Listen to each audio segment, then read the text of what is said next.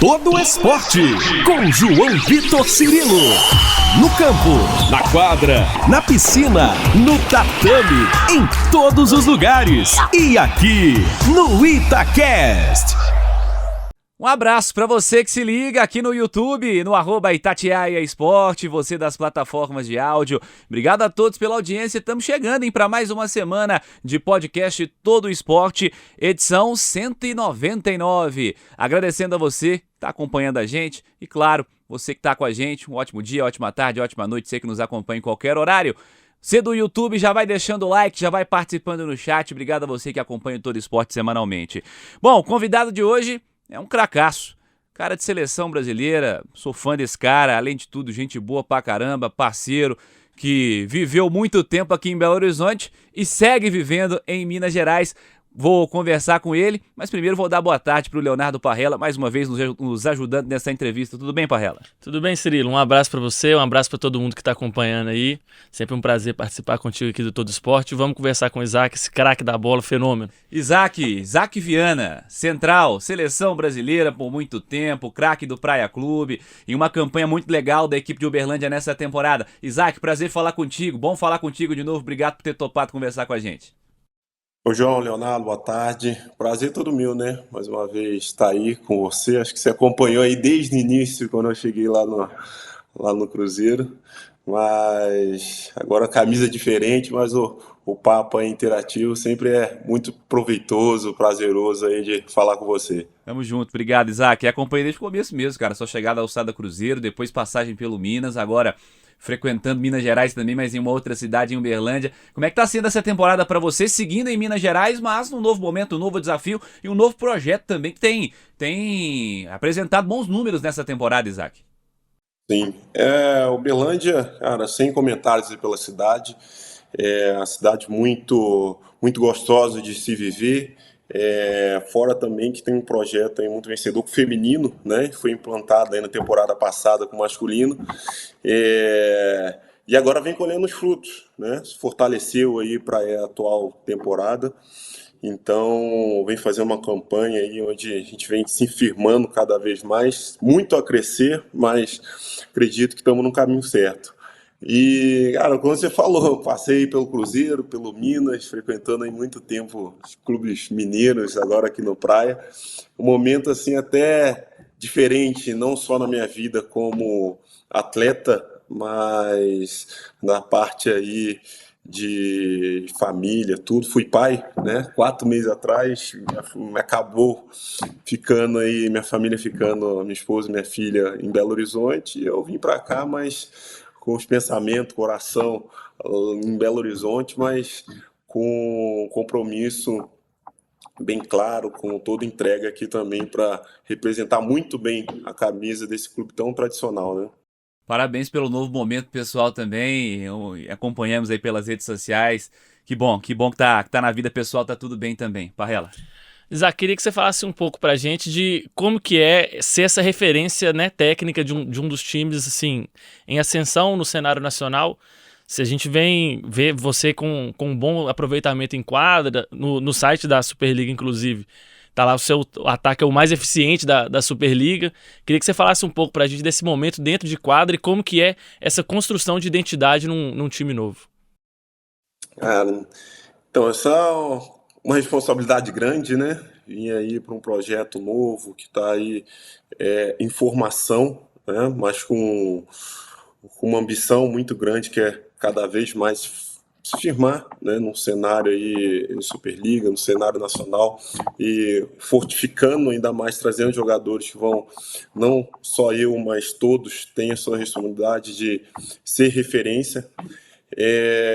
Eu acredito muito que isso é fruto aí de um trabalho, de anos, né, de construção de uma carreira, porque às vezes não adianta você só ser referência, né, para um time dentro de quadra. Acho que envolve muitas coisas, né, até fora, porque a gente aí o tempo todo está sendo observado, somente por novos atletas que estão em formação da base. Eu acredito muito que o Praia, né, me deu essa oportunidade, acho que por tudo. E a todo momento eu tento fazer o meu melhor, né? Acho que nunca entrei dentro de quadra para poder não entregar o máximo, não se contentar com pouco, mas buscar sempre títulos, sempre estar no topo. De vez em quando é difícil, viu? É muito difícil você sempre se manter lá em cima, mas a entrega não pode ser menos daquilo que você pode dar. Então, tô bem contente, sabe? Tô bem contente. Meu segunda experiência como capitão aí de uma equipe.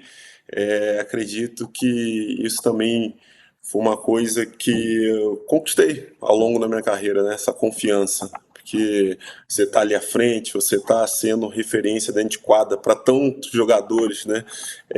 Mais jovens, outros que já estão aí consagrados, já estão há muito tempo no cenário nacional. Também não é uma coisa fácil, né? Mas eu acredito que tem conseguido exercer bem, cada um ali dividindo a responsabilidade, cada um contribui muito para o time. O projeto do Praia no masculino não é um projeto tão longo, pensando em existência, quanto o feminino, né? Que você citou, inclusive. Já existia um lado mais tradicional com a força do time feminino, que também lá no comecinho foi aos pouquinhos, subindo degrau a degrau a cada temporada até se tornar o que se tornou. E esse masculino dá um salto muito interessante para essa temporada, com contratações de peso, a exemplo da sua. E nós estamos gravando isso numa sexta-feira, o podcast está ainda ao ar na segunda-feira, tem jogo fim de semana de um monte de gente, vocês jogam justamente na segunda-feira, mas até lá, neste momento, né, digamos assim, vocês são o time que mais venceu e, consequentemente, que menos perdeu na Superliga masculina. Do que foi traçado lá no começo da competição e o que vocês estão vendo agora, já com quase uma temporada regular toda disputada. Surpreende vocês de alguma maneira? Ou o plano era esse mesmo? É o Praia Clube para essa temporada ser o protagonista? Já estava desenhadinho lá quando começou o ano? Acho que já estava desenhado, até pela campanha que fez na temporada passada, né? Chegando aí à terceira colocação da Superliga. Fez uma campanha onde, cara, pode dizer que surpreendeu, mas trabalhou duro, né, para chegar onde chegou. E é muito que o Magu fala, né? Agora a gente virou vidraça. Tá todo mundo vendo, todo mundo atento. E eu acredito que isso nos traz uma responsabilidade também muito grande, né? A gente não pode entrar num jogo se dando ao luxo de jogar menos, jogar de uma forma que comprometa aquilo que a gente estabeleceu lá no início da temporada, né? Que é se doar ao máximo, que é a gente tá sempre brigando pelo topo. Então, acredito que daqui para frente, né, vai ser ainda mais difícil, como tem sido. Superliga não tem como, né, cara? É muito jogo grande, muito jogo pesado. Já playoff na área com Praia presente, Parrela. Tirando um pouco de lá da Superliga, a gente vê que a primeira oportunidade assim de título nacional é a Copa Brasil, né? E o Praia tá na semifinal. Eu queria que você falasse um pouco pra gente como que se é diferente a preparação por ser um torneio assim, né, de tiro curto, é a semifinal e logo depois já é a final. Se isso muda muito em relação à Superliga, ou se por ser, né, os mesmos adversários, são confrontos já conhecidos, se continua ali a mesma coisa, ou se tem que virar uma chavinha aí por causa da decisão, jogo único, como que é trabalhado essa preparação? Cara, eu acho que vocês, mais que ninguém, sabe que esses jogos eliminatórios, cara, pode acontecer tudo, né? A gente vê isso aí no futebol. Às vezes é uma oportunidade que um time tem, um time com maior investimento, não acaba concretizando, né? A preferência, o favoritismo, né? E acredito que esses jogos são os mais perigosos, né? Porque um dia ali, talvez que se não entre bem, a equipe não exerça muito bem o que foi determinado, tanto técnica, tática, outra equipe preparada também, que estuda o tempo todo, acho que pode acontecer de tudo, né? Pensar que é uma oportunidade de você entregar o máximo, né, para o objetivo maior. Então, a preparação, sim, acredito que é diferente, porque é um jogo que torna o ambiente mais tenso, né, traz um peso, mas isso não pode ser um fator que nos limite a não entregar de uma forma que a gente pense que é uma oportunidade de a gente sair dali com um título. Acho que isso é o pensamento que a gente tem que ter, principalmente desse tiro curto, como você mesmo falou. Ô Isaac, quando a gente pega o nível de enfrentamento da Superliga desse ano, a gente pega um bloco ali de 3 equipes com um pouquinho mais de distância, pensando em número de vitórias, né? O Sada, vocês e Campinas. E a partir daí, a diferença é muito pequena, né? Você pega com 8 vitórias, Minas, o Goiás, time de Suzano também, o próprio César e Bauru, Guarulhos, muita gente com 8 ou 7 vitórias nessa tabela de Superliga. Como é que você tem visto o equilíbrio da competição, justamente esse desenho aí de enfrentamento nessa temporada do voleibol brasileiro, que ao longo das últimas temporadas vem tendo muito Minas Gerais como protagonista no topo, né? E você fazendo parte de vários elencos nesse sentido. Mas como é que você vê também? O próprio Campinas já esteve em decisões recentes também, até de uma certa maneira até azarão, terminou em 8º, acabou jogando final. Foi realmente uma loucura, justamente dessa história da imprevisibilidade do tal do playoff, né? Mas como é que você tem visto esse equilíbrio, o nível de disputa na competição? Cara, Superliga equilibrada, muito equilibrada. Você vê aí o jogo até do Minas, né? Que fez um jogo na Copa Brasil contra o Goiás. Ali era um jogo que, cara, foi difícil desde o início, sem saber o que ia acontecer. O Goiás acabou vencendo ali dentro do Minas. A gente viu aí na Superliga também um Campinas, que acho que perdeu para Monte Claro, que o Campinas vai jogar contra Goiás, que perdeu 2 para Goiás na Superliga. Então, é um equilíbrio muito grande, porque tem grandes equipes, né? A gente vê o SESI também aí brigando, mas é uma equipe que, cara, merece toda a atenção. É um jogo, nosso próximo jogo um Goiás também que vem fazendo uma Superliga aí muito positiva, Monte Carmelo também aqui no ladinho de Uberlândia. São muitas equipes aí que não desgrudam, né? Independente contra quem vai jogar, não desgruda. Guarulhos também. Acho que teve o início ali onde todo mundo falou que todo mundo viu da forma como está jogando, deu trabalho para todo mundo. Então tem que ser pensada jogo a jogo, né? Não tem jogo fácil, literalmente não tem jogo fácil na Superliga. E um pouquinho de desatenção que você tem, você pode acabar comprometendo aí um jogo, um resultado, perdendo uns pontinhos que podem ser valiosos lá na frente. Antes dos jogos Parrela do fim de semana, você pega, ó, Sada 12 vitórias, Praia 13, Renata 11. Aí pontuação, né? O Sada tá um pouco mais acima. Mas aí você pega depois Minas, Goiás, Suzano, 8 vitórias. César e Bauru, Guarulhos, o time de Monte Carmelo que o Isaac citou, 7 vitórias. A distância é muito pequena, equilíbrio total, né? São jogos muito parelhos, né? Assim, a gente vê que são partidas muito disputadas e todas definidas assim no detalhe, né? E o nível da Superliga, por consequência, vai crescendo. Queria saber um pouco do Isaac, assim, a gente sabe que o cara é um cara super experiente, tal, com experiência internacional, e muito se fala do nível da Superliga no mundo, né? Comparando com outras ligas assim ao redor do mundo. Queria que ele desse uma análise assim pra gente, em qual lugar que você acha de prateleiras assim mundiais que está a Superliga. É uma das mais difíceis do mundo, a gente sabe, mas assim, em termos de qualidade, em termos de jogo, como que você vê esse jogo que é jogado no Brasil refletido fora? Hoje a gente vê aí grandes ligas que se fortaleceram, que surgiram também lá no Japão, né? Uma liga onde fiz contratações muito pontuais de jogadores aí que estão no cenário mundial. A Itália nem tem o que se falar, né? Porque eu acho que a liga mais forte hoje, uma liga que o nível de competitividade é muito grande. A gente sempre tem aí grandes jogos. A gente também tem lá na Turquia também, onde muitos times têm investimentos muito altos, então isso torna a liga muito competitiva. Cara, eu acredito que o Brasil aí vem numa segunda prateleira, sabe? Porque aqui a gente acabou de jogar recentemente o Mundial, a gente viu que o nível que eles jogam lá fora, talvez o Brasil está um pouco atrás, né? Isso até pelo resultado do time brasileiro no Mundial. Até o Sada Cruzeiro, que está aí anos, né, nesse cenário mundial, ganhando títulos internacionais e sofreu também, né? A gente vê que a gente precisa dar um passinho ainda para poder se igualar, né? Mas isso não tira o mérito de toda a qualidade que o Brasil tem. Mas acredito que a gente tem muito ainda para fortalecer e chegar cada vez mais forte aí nesse cenário mundial. Ô Isaac, falando de aspectos pessoais, né, você até citou recentemente a sua vida, no começo do podcast, sua vida pessoal, esse momento novo também fora das quadras. Também pensando na perspectiva pessoal, aí, individualmente falando, estamos falando de questões coletivas, mas individualmente falando, como é que tá na sua cabeça desenho de carreira, assim?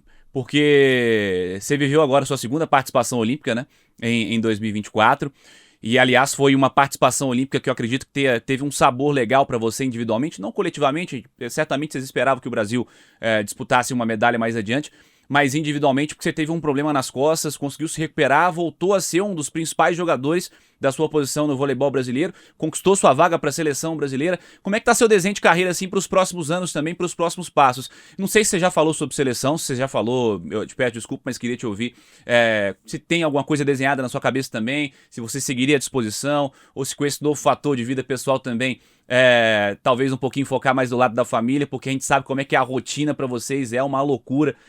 O calendário do vôlei é uma doideira, vocês não conseguem descansar para os grandes atletas de seleção, como é o seu caso. Como é que tá desenhado assim esses próximos passos, próximos objetivos de vida, de carreira na sua cabeça?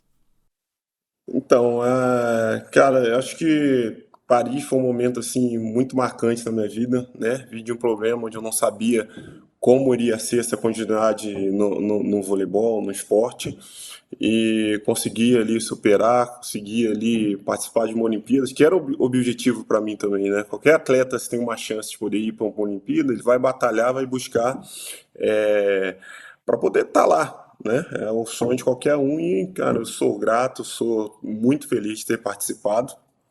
E, cara, falar de seleção hoje, acho que a seleção vive um novo momento, né? Estamos aí em ano de renovação, né? Para chegar aí mais forte, que é o normal, que é o natural de qualquer esporte, qualquer geração, e se fortificando. E para mim, eu acho que hoje a família acho que acaba vindo em primeiro lugar, né? Minha primeira experiência como pai.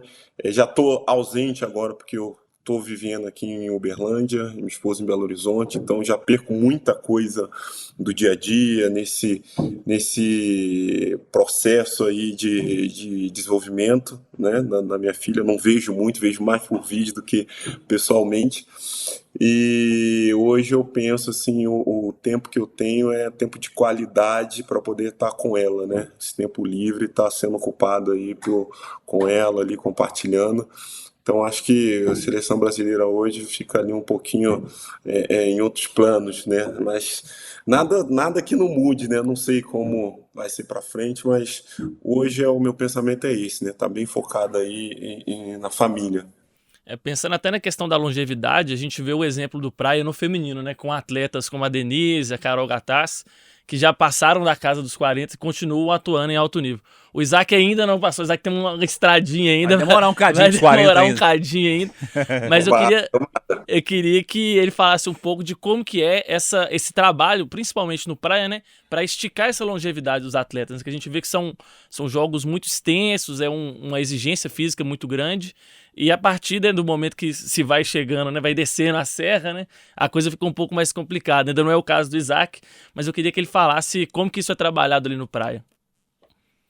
Isso é uma coisa muito importante, né? A gente vê aí atletas que, você pode citar a Denise, a Carol, que se cuidam muito, né? Você vê aí o físico delas, todo o trabalho que elas fazem. E acredito que o Praia cuida muito bem, sabe? Praia tem uma atenção onde são referências para o projeto, né? Precisam estar principalmente inteiras para os jogos, porque a gente tem um calendário que não é fácil, né? A gente tem um calendário de voleibol aí que são muitos jogos com pouco tempo de descanso e viagem, isso tudo, mas o Praia tem todo cuidado, toda a parte aí médica, fisioterapeutas, tudo, preparadores físicos, tudo para poder aumentar aí os anos, né, desses atletas que vêm com experiência, um pouco mais de idade, dentro de quadra, né? E eu fico muito tranquilo em falar isso, porque até do meu lado não, né, tem a idade ainda para poder pensar em aposentadoria, né? Acho que eu estou novo ainda, aguento aí um pouco mais. Mas o que eles podem, treinamento, a gente ir conversando, colocando, pesando ali para poder ter um descanso, ter uma recuperação melhor, sempre foi uma coisa que tentaram colocar muito bem, né? Muito bem definida, porque a prioridade é estar bem para poder jogar, né? Acho que isso, Praia, cara, sem dúvida é um clube aí excepcional. Ô Isaac, você falou de renovação do vôlei brasileiro, novo momento, enfim. Como é que você vê esse processo de renovação, de surgimento de novos talentos, nossas categorias de base, o que as confederações, a confederação, né, tá fazendo também nesse sentido? A gente tem conseguido formar gente boa, colocar os caras para jogar? Como é que você, um cara que tem aí uns 15 anos de profissional, digamos assim, né, tem visto essa formação de talentos, de fato essa reformulação no voleibol brasileiro? Cara, a gente vê aí vários talentos surgindo, outros que estão vindo e se firmando, né? Tendo a oportunidade de jogar. Eu acho que isso é bom pro voleibol, para a Superliga, até porque você traz um nível de competitividade muito grande, né? Eu brinco aqui que às vezes, pô, a gente tem aqui o Pietro, né? Que é um cara, pô, mais novo, mas que você vê que o físico, a gana dele de treinar, porque tá ali aprendendo. Isso é uma coisa que eu falo com ele, Wendel, hoje a gente tem que, cara, se cuidar, senão ele vem e engole a gente, velho. E é isso, acho que quem ganha, né, é o voleibol. A gente tem várias posições aí que estão muito bem servidos. Eu acho que de central temos grandes centrais aí que estão chegando forte. Oposto também a gente vê, levantadores altos. Isso tudo é uma coisa que a gente nos próximos anos vai ver se formando cada vez mais e no cenário internacional, vestindo a camisa, brigando aí por título. E acredito que isso também tem, né, formação, tem mão de quem trabalhou lá atrás com esses atletas, que se não fizesse um trabalho bem feito, talvez hoje não chegaria, né? Seria muito mais difícil a gente ver aí um cenário nacional. E cara, também na mão do Bernardo ali na seleção, um cara que exige, um cara que tem todo olhar, todo um jeito de cobrar, mas que essa cobrança, né, é positiva no quesito de entrega, faz o seu melhor, né? Então, acredito que estamos bem servidos, estamos no caminho certo.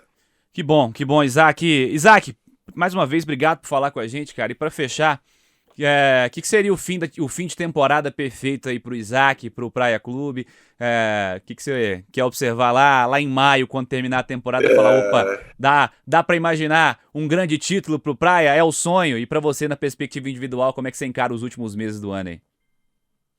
Então, não, vamos de 2 títulos, né? A Copa e a Superliga, acho que é um objetivo aí pessoal e como equipe. Pessoal, porque eu quero chegar lá no fim, lá em maio e, poxa, tá recebendo a medalha ali de campeão de uma Superliga, minha filhinha no colo. Isso eu já projeto, já imagino.